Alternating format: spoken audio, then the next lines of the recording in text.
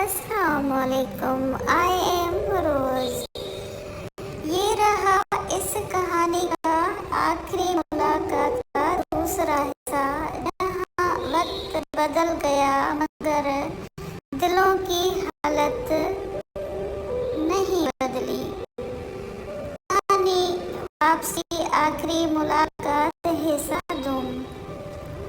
5 سال گزر گئے تھے، وقت نے سب بدل دیا، شہر، راستے، چہرے، مگر حسن کے اندر جو خالی پن تھا وہ آج بھی ویسا ہی تھا۔ ایک دن اسے ایک شادی کی دعوت نامہ ملا، لکھا تھا عائشہ اور زین کی شادی میں شرکت کر کے ہمیں عزت بخشے۔ حسن کے ہاتھ لرز گئے، دل نے جیسے ایک لمحے کو دھڑکنا چھوڑ دیا، لیکن وہ گیا خاموشی سے، بس ایک نظر دیکھنے کے لیے۔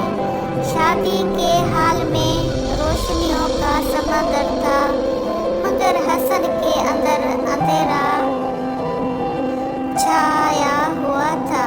عائشہ دلہن بنی ہوئی تھی، آنکھوں میں چمک مگر چہرے پر ایک عجیب سا سکون۔ جب اس کی نظر حسن پر پڑی، چند لمحوں کے لیے سب رک گیا، نہ وہ بولی نہ وہ بس نگاہوں کا ایک چھوٹا سا سلام، جیسے وقت نے خود سر جھکا لیا۔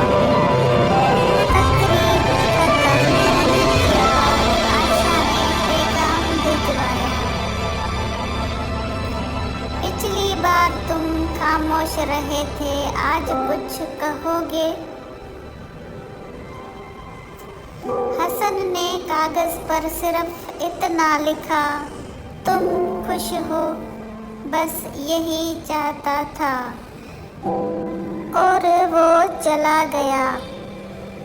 بارش ایک بار پھر شروع ہو چکی تھی، ہوا وہی خوشبو لا رہی تھی، مگر اب صرف یادوں کی۔